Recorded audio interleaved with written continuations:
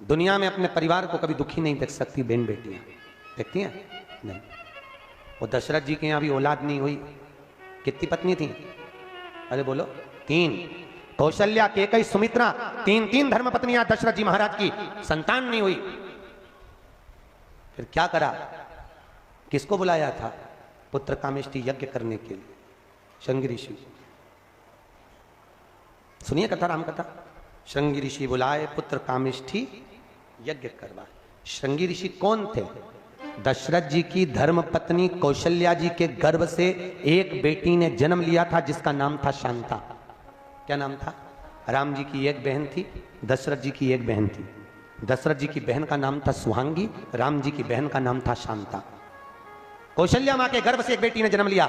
जन्म लेने के बाद बेटी का जन्म जैसे ही हुआ, अयोध्या में पानी गिरना बंद हो गया। जब अवधपुरी में पानी नहीं गिरा तो लोगों ने कहा इस बेटी के जन्म के बाद में अकाल पड़ गया, इसको बाहर निकालो। उसको सरयू नदी में बहाने की तैयारी करने लगे। इतनी देर में कौशल्या जी की आंख में आंसू भर गए। मेरी बेटी को पानी में मत बहाओ, एक काम करो, मेरी बेटी को मैं अपनी बहन के घर भेज देती हूं। और शांता को कौशल्या जी ने अपनी बहन के घर भेज दिया। शांता बहन के घर में पढ़ी लिखी बड़ी हुई, उसका विवाह श्रृंगी के साथ में हो गया। दशरथ जी के गुरु बाबा खुद भी यज्ञ कर सकते थे कि नहीं कर सकते थे? क्योंकि गुरु है।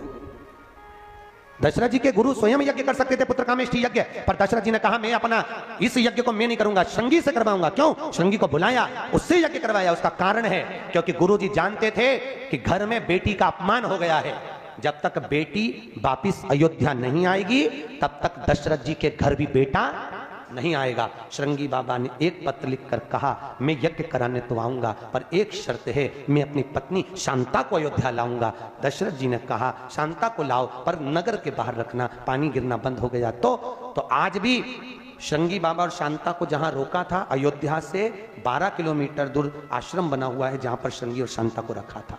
जब शांता अयोध्या में आई तब जाकर कौशल्या, केकई और सुमित्रा का गर्भ ठेरा। ये बेटियों के आने से भाग्य चमका है। बेटियों के बहन बेटी नहीं आए तो घर में सुख नहीं आता। साड़ी के चक्कर में थोड़ी ना आती है। साड़ी तो इनका पति खूब अच्छी अच्छी दिलाता है, 4-4, 5-5 हजार की।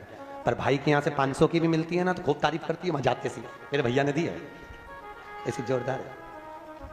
अभी गया था ना, जब लेके आया है, होगी कम से कम 1.5 हजार की। अच्छा, पड़ोसन को मालूम है 300 की है। तारीफ इतनी करती है मायके की जिसका बढ़ जाता है।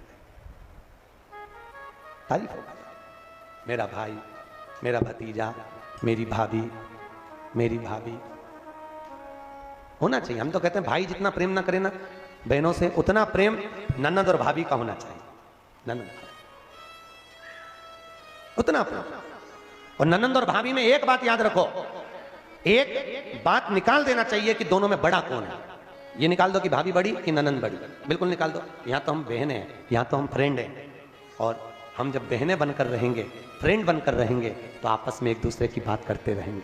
फिर ये कुछ बोलेगी तो मुझे बुरा नहीं लगेगा, मैं बोलूंगी तो इसको बुरा नहीं लगेगा। फिर बुराई चली जाती, बुराई संबोधन ही चला गया। जहां पर ननन को ननन समझा जाता है तो वो ननन का पद फिर बड़ा वो अपने आप दिखाने लगती है। तो ननन नहीं चाहिए हमको, तो हमारी बहन चाहिए। भाभी नहीं चाहिए हमको, हमारी सहेली चाहिए।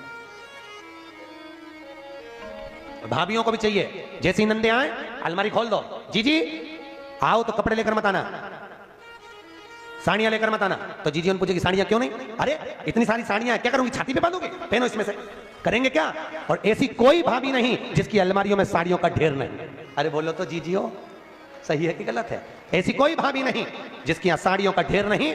ढेर साड़ियों का तो है, ढेर संपदा का तो है, पर ढेर मन का नहीं है। आज के जमाने में लोगों का मन छोटा होते चला गया। एक साड़ी अगर जेठानी ले ले तो 25 बार बोल दे वो पीली वाली तो दे दे जीजी, तेरे पास रखी दे दे।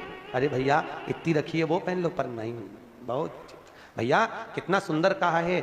एक होती है घर में देवरानी, एक होती है जेठानी। देवरानी का मतलब जानते हो? देवों के घर से भेजी हुई रानी, उसका नाम है देवरानी। जिसने आते से तेरी जय जय कराने की ठानी, तू बन गई जेठानी। उसके आने के बाद तेरा पद बड़ा है। इसलिए हिंदू धर्म के शास्त्र अनुसार हमारा आपस का तालमेल इतना सुंदर होना चाहिए कि उसके आने से पद बड़ा, तो दोनों में प्रेम हो, दोनों में।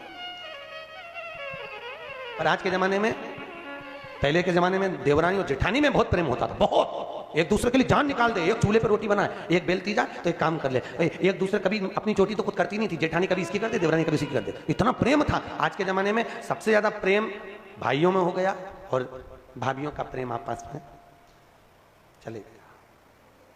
भाइयों में प्रेम, अच्छा भाइयों में प्रेम रहता है, ऐसा नहीं है, प्रेम तो रहता है, पर ये जो आती है ना दो चार घर की, गंगा यमुना सरस्वती, इनकी धारा अलग अलग रहती है, इनके कारण ही तकलीफ हो जाती है। नहीं तो कोई भाई अलग नहीं होना चाहता, सब में प्रेम, पर धीरे धीरे धीरे धीरे धीरे धीरे